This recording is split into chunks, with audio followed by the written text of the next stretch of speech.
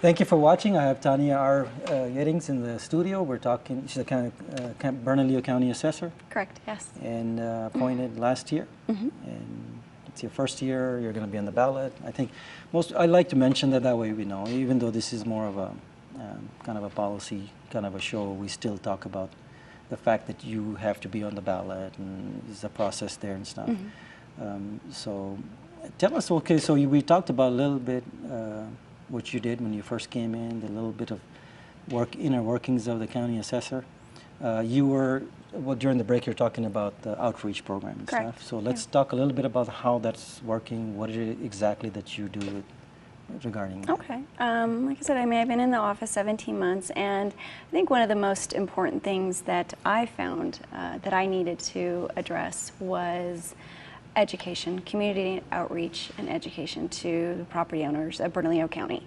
I wanted them to understand what exactly the assessor office does, how it impacts them, and and engage a conversation. That way, they call, they ask us questions, and we want it to be accessible to them, and really be very transparent and very customer friendly. So. Last year, I think, where we really started was the neighborhood association meetings. We attend as many as we possibly can. In addition, during the time of notice of values, when we sent the notice of values out, we did some extended mobile office hours, and we set up shop pretty much at several community centers throughout the county. So we really kind of took the philosophy of just instead of the property owners trying to come downtown and find parking, we just went out into the community and made sure that our appraisers were on staff and available to answer any questions. So what's, I'm just curious, what sort of questions do you get from the property owners? Are they more related to assessments, or are there other related? Oh, we'll get a gamut of questions, but of course, how is my property valued? Why is it assessed this way? So we'll go over it and explain it to them. Our appraisers will, and as well as the tax bills. And again, we always try to make the distinction. The assessor's office assesses properties. We do not deal with the taxes. The county treasurer's office does.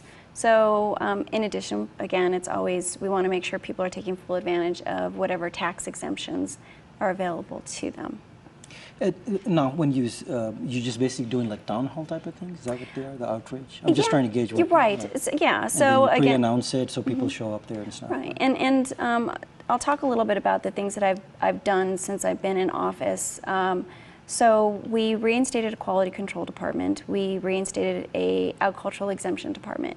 And one of the town halls, or a few of the town halls that we did, were to educate people about the canvas that we are currently doing of agricultural exemptions, and making sure that the exemptions that people are currently taking advantage of, the special method property exemption, is being applied properly. And so we definitely did a lot of outreach on that. Head of household, we want to make sure that people are taking full advantage of that. So again, it's just going back, letting people know that we're available, we're easy to talk to. Please ask us questions. We're here to help. I think I mentioned to you during the break, the first time I was acquainted by the assessor's office, I didn't know what they did. Most people, I mean, it was like 20 years ago, but when I first called in, it was the guys and gals were pretty decent on the phone. They kind of explained the process, kind of broke down the whole bill and explained to me that that's, an assessment. If you have some issues, you can always come and talk to you about it, or talk to us about it.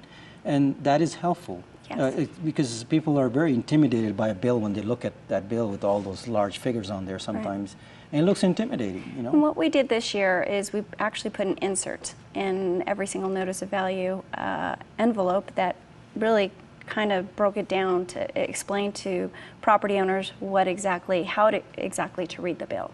And again, letting them know about the exemptions and directing them to our website.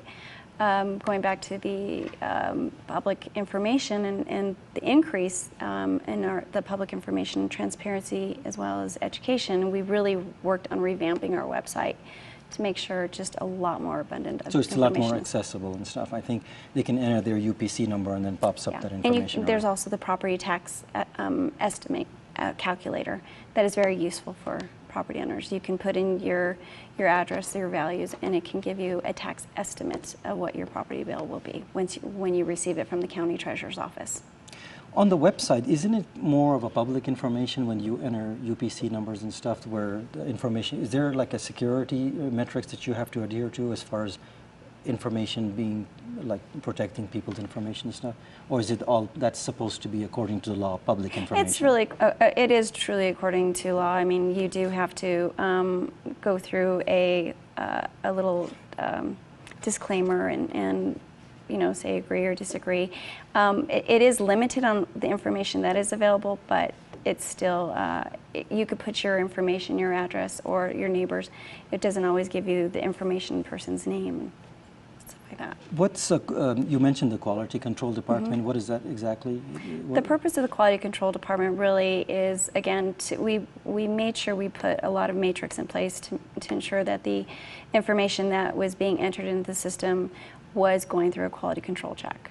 And that, in turn, what that means is it ensures that we have a cleaner tax roll that gets delivered to the county treasurer's office. Correct. So since you don't collect the proceeds as far as the tax payments, you don't have anything to do with collections, right? That would be the treasurer's office that would do that if someone were to, God forbid, not pay their bill, so to speak. So that's not your department, you just basically assess it. So that's a good thing that we're learning there. Aside from that, is there anything else that you would like to add as far as the program itself, that the outreach and all that, how you're reaching out to people? Because I know there was a lot of questions since the last economic downturn. People have questions with this and that. A lot of homeowners are changing, people coming in. And then there's a commercial, and you said there was an agriculture department? Correct. How does that work, the agriculture? Is there a specific way they calculate that? Or? No, I mean, everything pretty much is there's various mechanisms, of course, and we don't get into that, but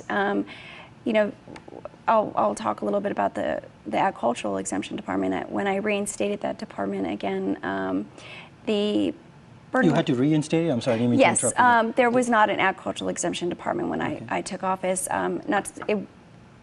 There was an appraiser that dealt with agricultural exemptions, but I felt that we needed a bigger department because in Bernalillo County, in Bernalillo County, we have over 4,200 properties that currently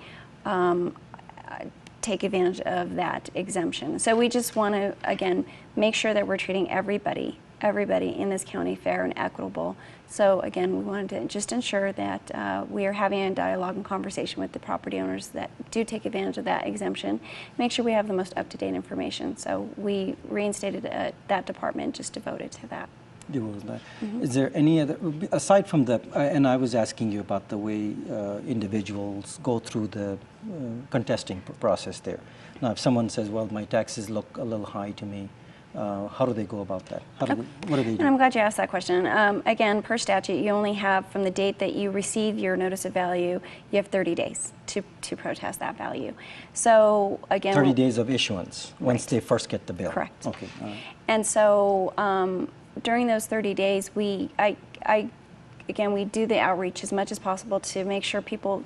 What I found is that a lot of people, and I know I did it when I was not the assessor. I'd get the envelope and I see that it says this is not a bill and put it aside and never paid attention to it.